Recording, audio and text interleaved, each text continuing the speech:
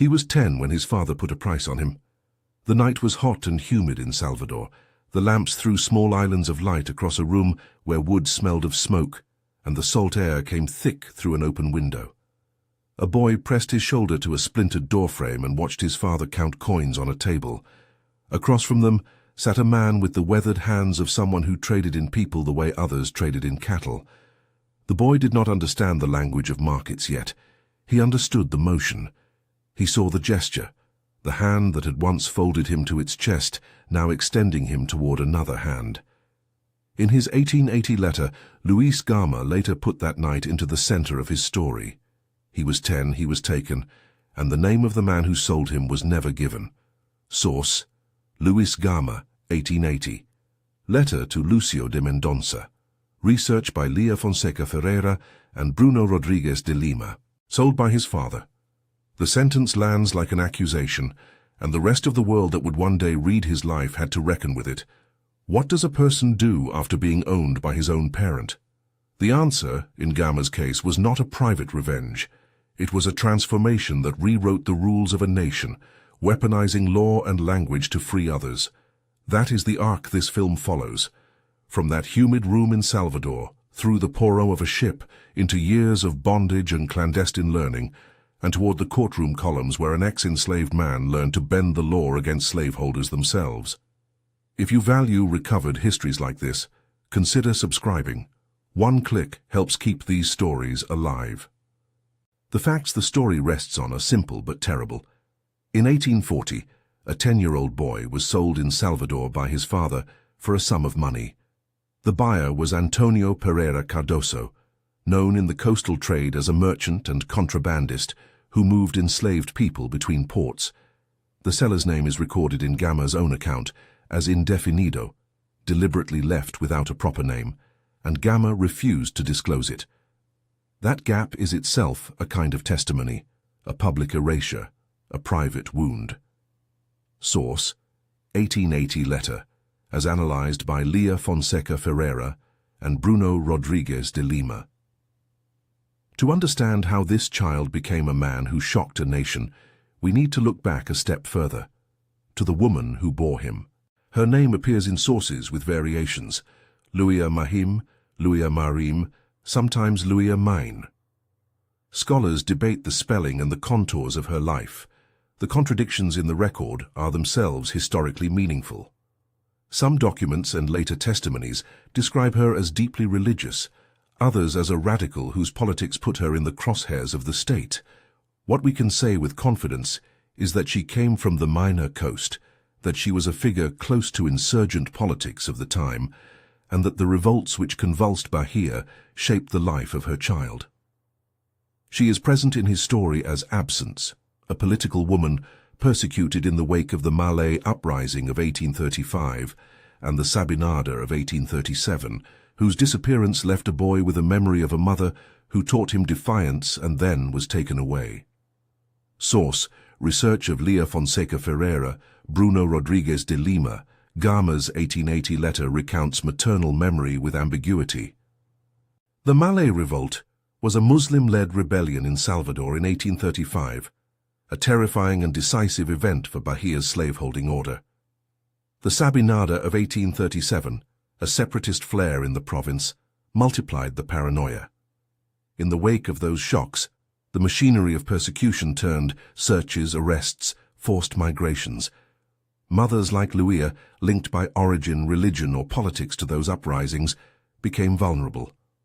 In a society where law and rumor could feed each other, disappearance was a common fate. For the boy who would become known as Luís Gama, that disappearance was a shaping absence, a model of resistance in the space of a void. The sale itself fits into the practiced violence of the coastal slave trade, not as something anomalous, but as business as usual.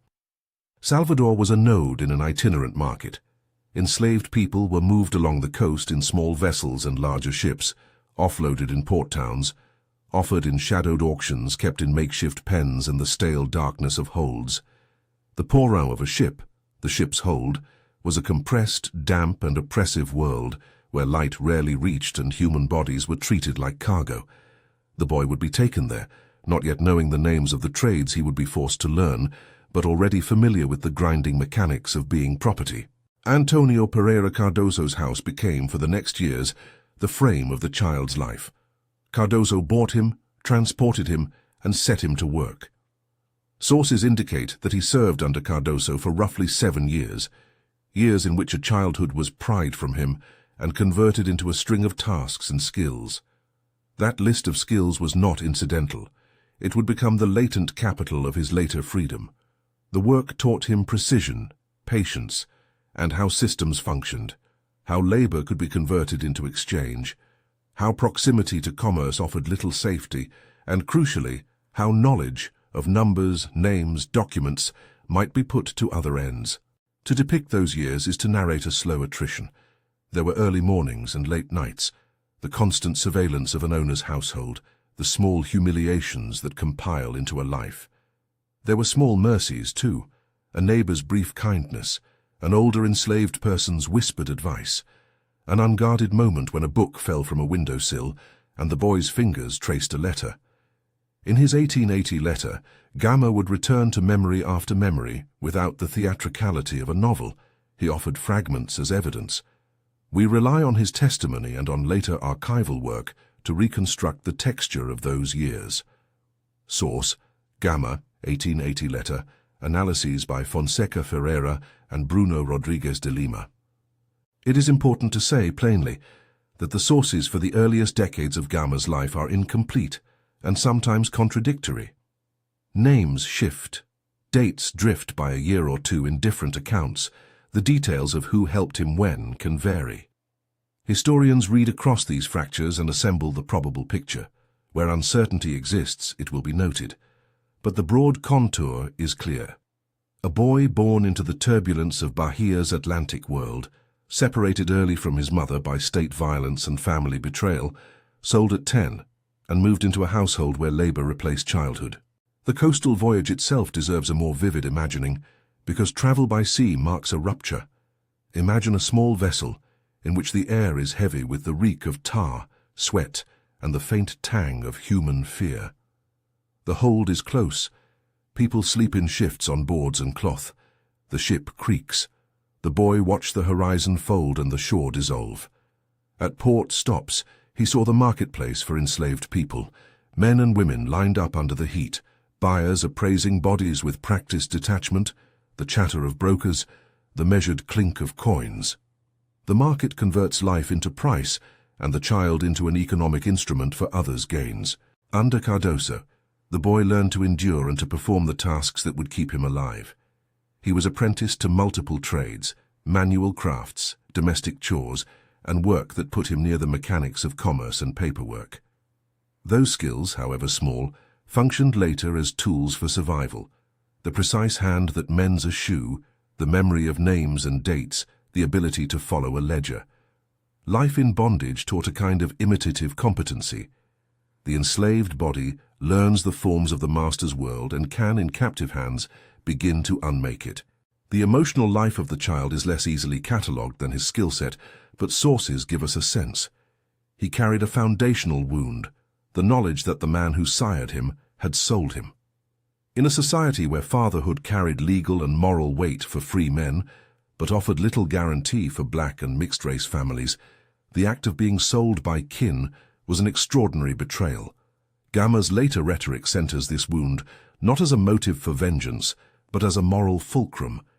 If kin could commodify a child, then the institutions that permitted commodification deserved challenge. There is another thread that runs through these years, rumor of his mother. Stories reached him, sometimes in the hush of a kitchen or whispered on a stoop. Some say she was devout, others say she was a conspirator. The historical record does not reconcile these versions. Scholars present both possibilities, and the contradictions tell us something about how memory and power operate. A woman persecuted by the state becomes, in memory, either a martyr or a transgressor, depending on who writes her story.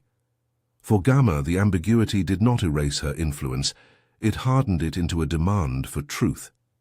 Source: multiple accounts, Fonseca Ferreira's discussion of contradictions. That hardening produced pockets of resistance in the child's behavior. He was not merely passive, he learned at small scale the arts of survival that would allow him later to claim a different life.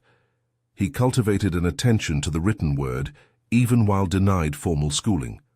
Literacy in a slaveholding society is a dangerous asset, an act of self-possession.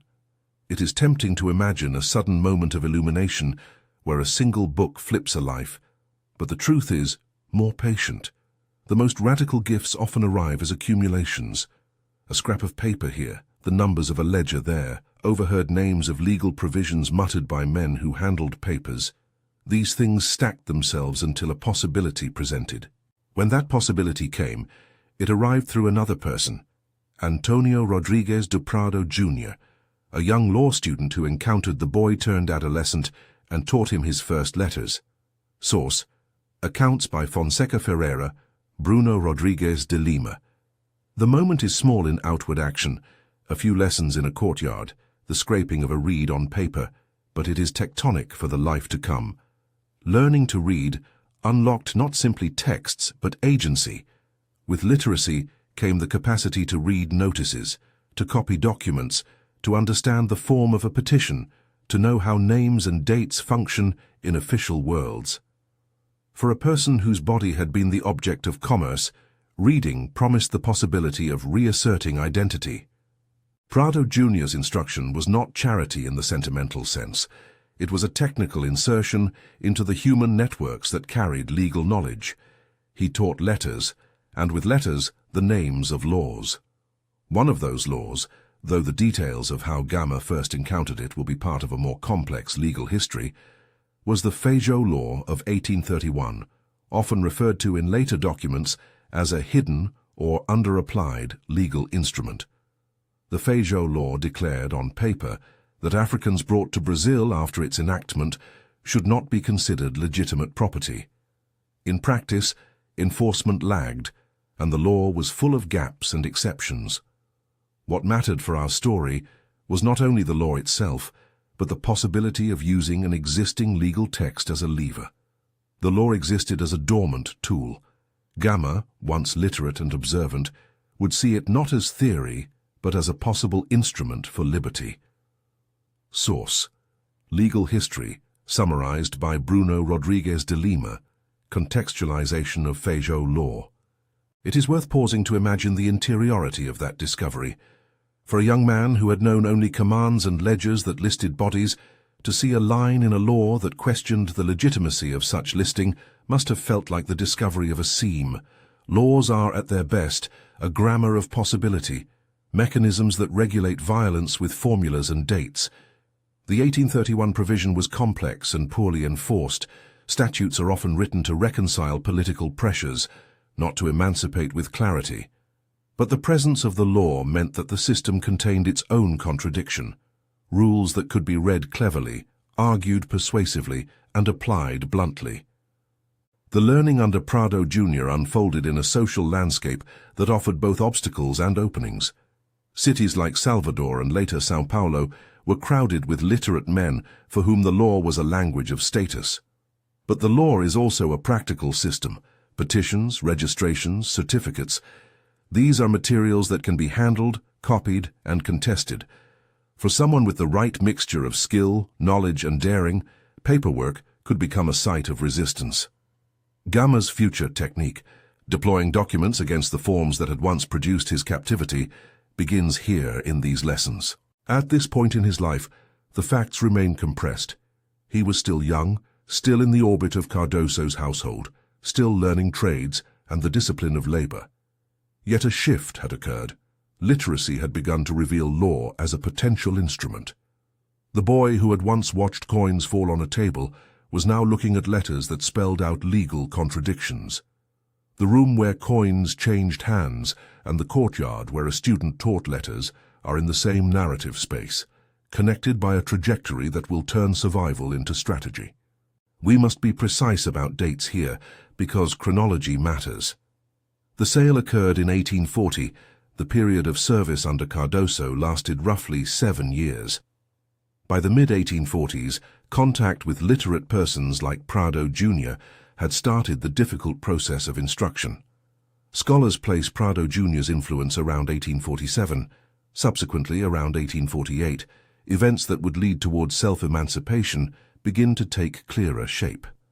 Different sources offer alternative dating for certain episodes, and historians debate the order of small events. But the broad movement, sale in 1840, years of servitude, instruction in letters in the late 1840s, is consistent across accounts. Source: Gama's 1880 letter for personal testimony. Scholarly synthesis by Fonseca Ferreira and Bruno Rodrigues de Lima. It is important to stress that this was not a solitary cognitive leap. The boy's transformation was social as much as intellectual. It depended on relationships, the grudging tolerances that allowed him access to a book, the furtive help of older comrades who smuggled lessons, the presence of a law student willing to share knowledge. In the closed world of an owner's household, such relationships are risky. Prisons and markets impose strictures to prevent union building and education because knowledge confers power. That a teenager in bondage could build even a small network to teach him letters is in itself an act of quiet defiance. From the perspective of the household and Cardoso himself, the boy's attention to letters may have looked like an oddity, a marginal diversion. Slaveholders often assumed ignorance and unchallenged utility. They calculated risk in ways that led them to discount the unlikely. That miscalculation, repeated across many institutions, is the engine of later political shocks. Those who are oppressed sometimes discover, in the very tools their oppressors leave in plain sight, paperwork, formalities, statutes, ways to contest them. The material world of paperwork is a landscape of small rituals. Registries required signatures, dates, witnesses. Transfers needed bills of sale. For certain freedoms, certificates of baptism, manumission documents, or enrollment lists mattered. In some cases, the law made technical distinctions based on the date of arrival or the details of registration. These fine print rules are not glamorous, but in a juridical order built on such particulars, they can be decisive. That realization, seeing legal fine print as a possible fulcrum, would guide Gama's later career when he learned how to bring petitions before judges, how to object to registration gaps, and how to present the evidence that a person had never been lawfully enslaved. Even before Gama had the vocabulary to argue in court, he had learned a more fundamental skill, how to inhabit the social rituals that give documents authority. He learned to stand where a clerk stood and to watch how papers were handled, to notice where stamps were affixed, to observe the timing of signatures. The physical mechanics of bureaucracy turned in his hands into an apprenticeship in power. Where some saw mere routine, he began to see process. That process was slow. It required the careful accumulation of a set of possibilities, not a single lightning bolt moment. From a boy sold in a dark room through years of labor to a teenager taught the first letters, the path is built of incremental transformations. Yet even small changes can hold explosive possibility when the broader order rests on their absence. By the time he could read a legal text, the boy had already been remade in crucial ways by his life in bondage. The trades he had learned had given him a steady hand. The memory of his mother's absence and the sting of being sold by his father had given him ethical clarity. The networks of clandestine help had given him a social foundation.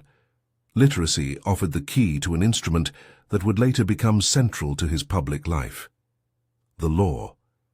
Historians who have studied his life emphasize the confluence of individual talent and structural openings.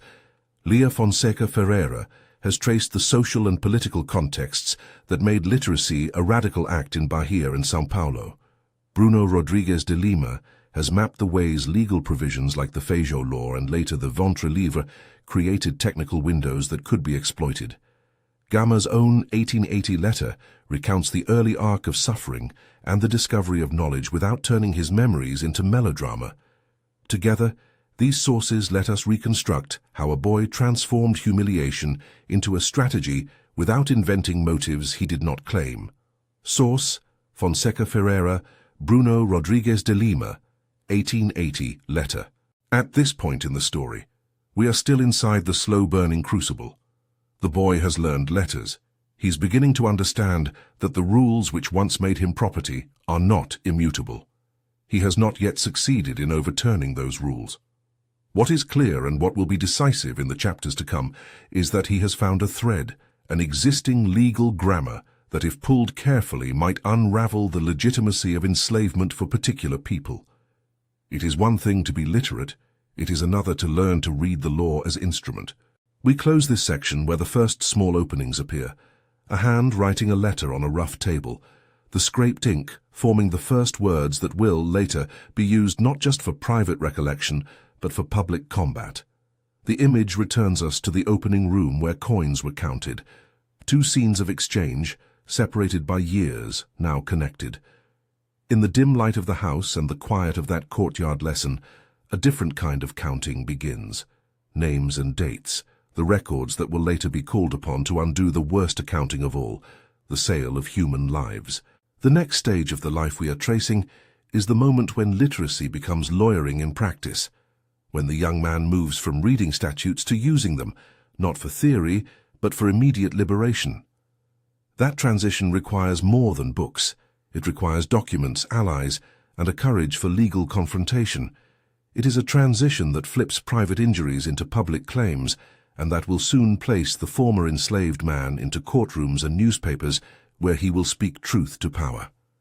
The path from the porron to the bench is not simple, and it involves choices whose details the sources sometimes dispute. But the hinge is clear. Letters learned in secret become the basis for public argument. We will next follow the ways he obtained the documentary proofs he needed, the methods by which he escaped the household that bound him, and the early dangerous steps by which he enrolled himself in public life to survive and study. Those steps will take him from a student's courtyard to the streets of São Paulo, and into the first small triumphs that would establish a pattern: law as weapon, satire as blade, and a relentless refusal to be erased. Source: 1880 letter, Fonseca Ferreira, Bruno Rodrigues de Lima. The first victories were small and brittle, won at the edges of a system that assumed men like him would never learn its grammar. Around 1848, dates vary across sources and some particulars remain indefinido, he found a way out of Cardoso's household. The documents that would justify freedom did not arrive in a single moment like a deus ex machina. They were assembled, borrowed, and sometimes forced into being by a man who had learned how the paperwork of bondage was produced and where it could be challenged.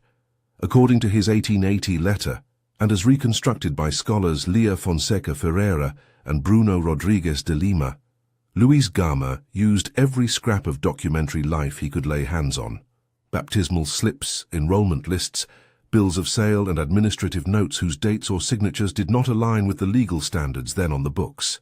Where the precise mechanism remains ambiguous, we mark it as indefinido.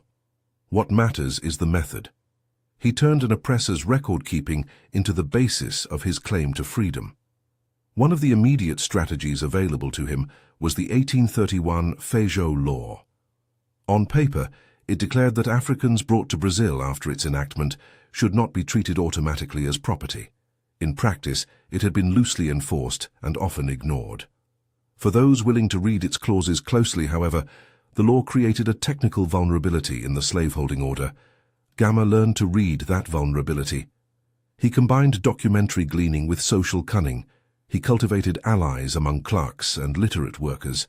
He learned to copy signatures and to assemble petitions in forms that officials recognized, and he invented plausible chains of fact that could be pressed before judges. Where the precise details of how he obtained certain papers are unclear in the record, his own testimony and later legal analyses show a pattern of resourcefulness rather than magic. Source: 1880 letter. Research by Fonseca Ferreira and Bruno Rodrigues de Lima. Freedom, when it arrived, did not come wrapped in ceremony. It came as a precarious, mobile solution: enlistment in the public force, a post that offered some wages and a thin layer of protection. In the ranks of that force he found not only income but proximity to documents and to men who understood how tribunals worked. He used these positions as a base for study, reading law books in the margins of duty, listening to arguments in public squares, and when opportunity allowed, observing trials at the Largo de San Francisco, the heart of São Paulo's legal life. He was barred from formal credentials, but the law was, after all, also a set of practices anyone could learn by watching and by doing. It was there, in the interstices of authority, that a formerly enslaved man would acquire a different kind of power: practical, legal competence. Source: Fonseca Ferreira, Bruno Rodrigues de Lima. He became what the period called a rabula, a self-taught practitioner who learned to plead, to draft petitions and to cross-examine witnesses without a formal diploma. The rabula occupied a liminal legal space, not quite a licensed lawyer, yet capable of navigating tribunals and often indispensable to poor clients who could not afford an escrivain's fee. For Gama, rabula work was not only a profession, it was a mission. He took cases that established the principle that legal forms, signatures, dates, registrations, could be scrutinized to reveal illegitimacy in the chains of ownership. Each petition he filed was an act of translation, translating lived bondage into procedural claims that judges were obliged by their own rules to consider. His rhetoric and temperament in the courtroom were famously direct and, by the standards of his time, scandalously bold. He did not plead with pious humility. He attacked hypocrisies. He exposed inconsistencies in depositions. He forced slaveholders to answer for administrative sloppiness, and he used procedural technicalities to convert moral injustice into justiciable facts.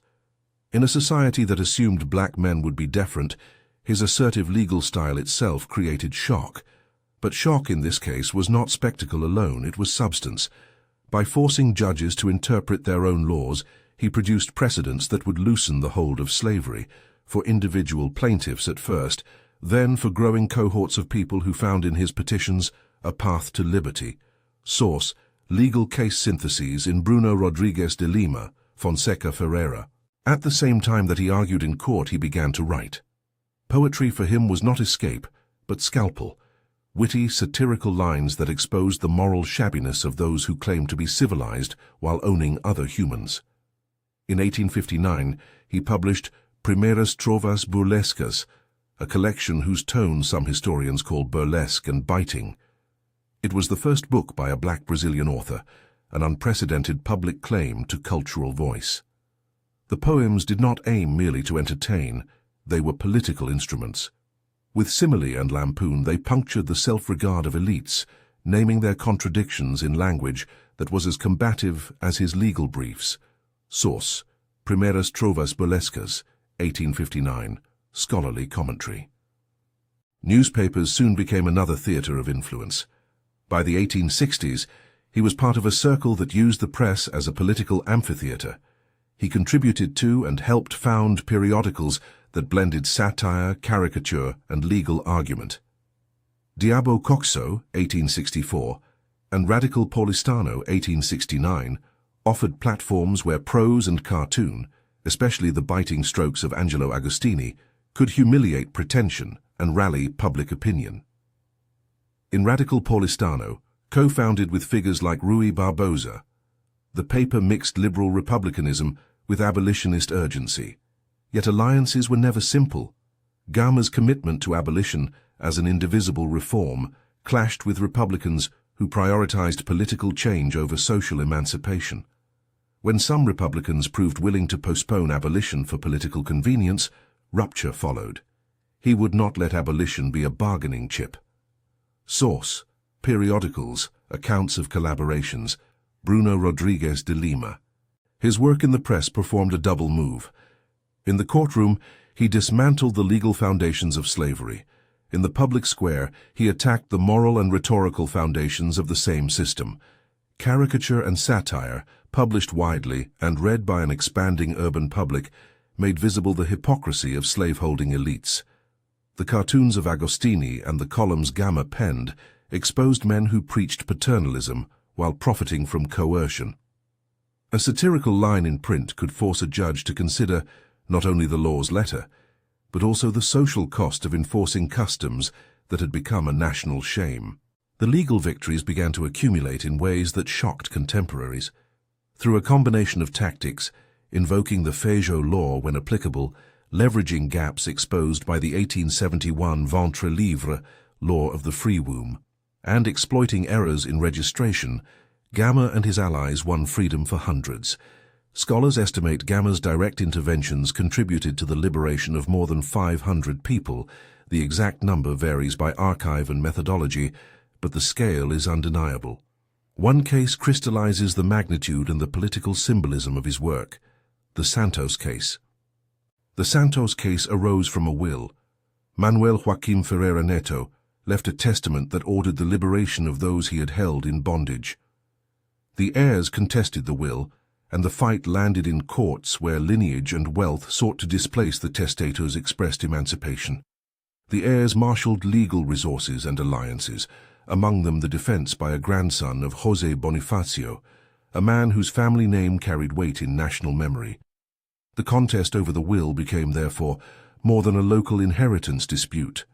It became a public test of whether testamentary freedom could survive the clamor of heirship and social power. Luís Gama took on the case, marshalling documentary proof and relentless argumentation. The result, after protracted litigation, was a judicial affirmation that the will's terms should stand. 217 people were declared free, an outcome that contemporary observers counted as the largest collective freedom obtained through the courts in the Americas at the time. Source: Santos Case Accounts, Bruno Rodrigues de Lima, Fonseca Ferreira. The victory was legal, but its ripple effects were cultural and moral. The image of a formerly enslaved Rabula defeating heirs defended by elite lawyers made the press and provoked outrage among enemies. For many elites, it was an affront. Their social assumptions had been publicly contradicted. For the emergent black and free communities, it was a lifeline. The Santos case became, in effect, an argument by precedent. If documents and wills could be enforced against heirs, then the legal architecture that maintained enslavement could be questioned more widely. Yet these triumphs exacted personal cost. Gama's professional life was also a life of precarious finances. He married Claudina Fortunata Sampaio. They had a son, Benedito Graco Pinto da Gama. Despite his fame in some circles, he lived often in material insecurity. He did not accept easy clients. His priority became the poor and the enslaved, for whom the cost of a lawsuit could be ruinous. He charged little, or worked pro bono, investing not only time, but the small capital he had into cases that might take years to resolve. His letters and contemporaneous accounts reveal a man who carried other people's needs as his own burden, trading personal comfort for public service. Source: Family Records, Contemporary Accounts. The physical toll was its own drama. In the 1870s and into the early 1880s, he developed diabetes. Rather than retreat, he intensified his public presence. He arrived at courts even when weakened, sometimes carried on a stretcher so he could appear before a judge and speak for clients who had no voice. Eyewitness reports and later journalists described scenes that read like martyrdom, though Gama himself would likely have rejected the label. He was not a tragic actor so much as a stubborn professional who refused to cede the field to inertia. When he died on August 24, 1882, his passing became a public event. Contemporary newspapers and witnesses recorded a funeral attended by roughly 3,000 people, a massive public sign of mourning that testified to the social weight he had achieved. Raúl Pompeia and the Gazeta de Noticias offered accounts of the procession that startled a nation unaccustomed to such public displays for a man who had been born into bondage. Source: Raúl Pompeia, Gazeta de Noticias, 24 Aug 1882 death records. And yet after that massive public mourning, the country practiced a quiet forgetting. For decades, official memory compressed or omitted his significance. The reasons are many. National narratives favored certain heroes over others. Elite historiography had little interest in a figure who had so publicly undermined its members, and archival neglect, racism, and selective pedagogy conspired to bury the memory of a man whose life complicated convenient origin stories. This erasure is itself a crucial part of the story. The attempt to inscribe a different national identity required forgetting those who had exposed the original sin at its center. The forgetting, strategic and structural, meant that only a century later would scholars and civic institutions begin to retrofit him into the national pantheon he richly deserved. That rehabilitation has been deliberate. In recent decades, historians and cultural producers have excavated his life. Legal and academic institutions have posthumously corrected omissions.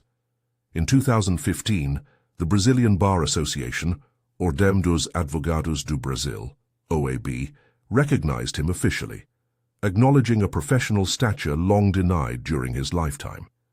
In 2018, he was declared a patron of abolition, a symbolic act that linked his name to the institutional memory of the fight against slavery. Universities followed with honors. In 2021, the University of São Paulo, USP, recognized him in forms that signaled academic integration of a life previously marginalized. Popular culture also responded. The film Dr. Gama brought his face and voice to cinema, stirring public interest and debate. These acts of remembrance are not mere ceremonial tokens, they are corrections to the archive and to civic memory. Source: OAB Recognition 2015, Patron of Abolition 2018, USP Recognition 2021, film Dr. Gama. The politics of remembrance raise questions that Gama's own life helps to answer. Why does a nation forget its inconvenient heroes? How do institutions choose which struggles to celebrate? The pattern of erasure and later rehabilitation reveals social anxieties. The state and its allied cultural producers may prefer narratives that do not expose structural violence. Bringing his story back into circulation is thus an act of political reparation. It forces publics to face the legal mechanisms, cultural choices and moral failures that enabled slavery and delayed its reckoning. Yet to reduce his life to a single arc of victimhood then victory would be to flatten a more complex intelligence. His strategy against slavery combined legal care, rhetorical force, and cultural production. He understood institutions, and he understood how to make public sentiment and legal technicality work in tandem. Where a law was weak, he would use satire to shame its enforcers. Where public sympathy lagged, he brought cases that created incontrovertible documentary facts. He saw that law without politics was brittle, and politics without law could be ephemeral. His work insisted that justice require both. There are moral ironies recorded by his contemporaries that underscore the depth of his challenge to status. Men who saw themselves as paragons of civility were compelled, in court, to answer the kind of procedural questions that lawyers ask of the powerless. That humiliation, public, procedural, and sometimes comic, was part of why his career shocked the elite. He did not merely speak truth to power in moral terms, he forced power to defend itself within its own rituals and forms. Those rituals, the signing of a registry, the production of a stamp, the retrieval of a ledger, became instruments of liberation when used with skill and audacity. The press, for its part, amplified his victories and provoked backlash. His collaboration with cartoonists like Agostini and writers such as Rui Barbosa made newspapers into political machines. The caricature was a unique weapon. It condensed argument into a single image, ridiculed pretension, and reached readers who might not sit through a legal argument. Editorials explained legal logic for lay readers. Satire softened resistance and made critical thinking popular. In this way, cultural production and law were braided into a sustained campaign against the legitimacy of slavery. But Gama's story is also one of limits and tensions. He broke with Republicans when their political calculus favored compromise. He was not willing to delay emancipation for the promise of future civic reforms. Likewise, his focus on legal remedy could not, by itself, abolish an economy built on force. He understood the institutional limits of jurisprudence, hence the necessity of journalism, pedagogy, and public agitation. His body of work is therefore a lesson in multimodal activism, law, literature, and journalism operating together. There were private moments that reveal his humanity. Letters and accounts show a man who, despite public notoriety, suffered for his family. He worried about money. He felt the pain of illness. He fretted over the futures of clients and kin. These domestic strains, reported by contemporaries and pieced together by historians, demonstrate that heroism does not eliminate ordinary hardship. It coexists with it. The image of him carried into the courtroom on a stretcher is not merely dramatic. It is testimonial. The man who refused to rest while others remained unfree paid with his body. His death in 1882 closed a career that had already produced long shadows. The 3,000 mourners who attended his funeral were then a public sign that his life had penetrated beyond narrow elites into broad social sympathy. But the subsequent forgetting shows how fragile popular memory can be once the living witnesses fade. It took scholarly excavation, civic advocacy, and cultural production across a century to restore his place in national history. The process of rehabilitation, the OAB's recognition, the patronage of abolition memory and university honors, is itself a second kind of justice, the public naming of one whose work unsettled comfortable narratives. What finally did he do that shocked everyone? The shock was not a savage revenge, nor a miraculous overturning of society overnight. The shock was institutional and moral. An ex-enslaved man mastered the very instruments used to enforce enslavement, law, bureaucracy, rhetoric, and public opinion, and used them to free hundreds, to expose hypocrisy through poetry and press, and to demand that the Republic live up to a standard of justice it often professed but rarely practiced. He forced the elite to answer within their own terms. He created legal precedents that made slavery legally contested. He created public discourse that made it morally intolerable. That combination, the mastery of technical procedure plus relentless public pressure, was the source of the astonishment his contemporaries recorded. The story ends where it began, but with a different horizon. A boy pressed to a doorframe in humid Salvador, sold by his father for coins, became a man who, in the measure of law and language, compelled a nation to confront the contradiction at its heart. The sale was an act of private violence. The lifelong response was public, legal, and communal. Gama's life demonstrates the potency of knowledge as a form of weaponry.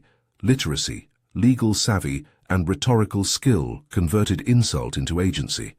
The man who once watched coins fall learned to count signatures and summon witnesses, and in doing so, he unstitched the legitimacy of property in human beings, case by case. There are lingering uncertainties in his biography.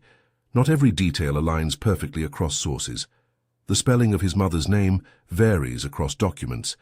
The exact mechanics of some early documents remain indefinido, but those uncertainties do not blunt the outline of a life unmistakable in its consequences. We rely, for the arc we have traced, primarily on his 1880 letter to Lucio de Mendonça and on the scholarly reconstructions by Lía Fonseca Ferreira and Bruno Rodrigues de Lima. For funeral accounts, we draw on contemporary reporting such as Raúl Pompeia and the Gazeta de Noticias. For legal and publication dates, we use the extant records of Primeiras Trovas Burlescas, 1859, Diabo Coxo, 1864, Radical Paulistano, 1869, and O Polichinello, 1876.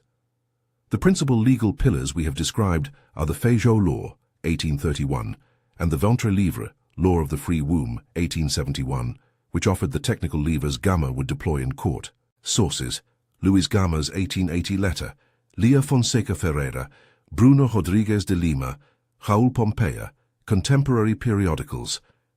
When we look at the arc from the doorway in Salvador to the courtroom in São Paulo, the through line is not miraculous, but disciplined. Survival turned into study, study turned into strategy, strategy turned into liberation. That movement rewrote public expectations of who could argue law, who could shape public opinion, and who could be a moral conscience for a fragmented republic. The national shock was ultimately a moral dissonance, the realization that a society built on bondage could be legally shamed by one of its former captives. If there is a final image to hold, it is this. The small hand that once pressed against a splintered doorframe eventually held papers that judges could not ignore. The change from body to brief, from being evaluated to evaluating, marks the radical inversion at the core of his life. It is a reversal that invites reflection today. Memory matters because the stories we choose to keep shape who we become. Remembering him is not merely honoring an individual. It is insisting that institutions be honest about how justice is made and unmade. If you want to explore the primary documents and the scholarship that make this story possible, Please consult the description below for references. Luís Gama's 1880 letter to Lucio de Mendonça. Works by Lia Fonseca Ferreira and Bruno Rodrigues de Lima, Contemporary Press Archives, and recent cultural productions including the film Dr. Gama. Share this story with someone who values recovered histories. These are the narratives that reshape our collective memory. For the full bibliography and suggested further reading, see the caption in the video description. Primary Letter, 1880. Scholarly Studies by Lia Fonseca Ferreira and Bruno Rodrigues de Lima. Funeral Reports by Raul Pompeia and Gazeta de Noticias, Gama's Primeiras Trovas Burlescas, 1859, and the pertinent legal texts, Feijó Law, 1831, Ventre Livre, 1871. Reflect on what it means that a boy sold by his father transformed himself into an instrument of justice, and consider how memory, law, and courage remain linked in the work of building a more equitable society.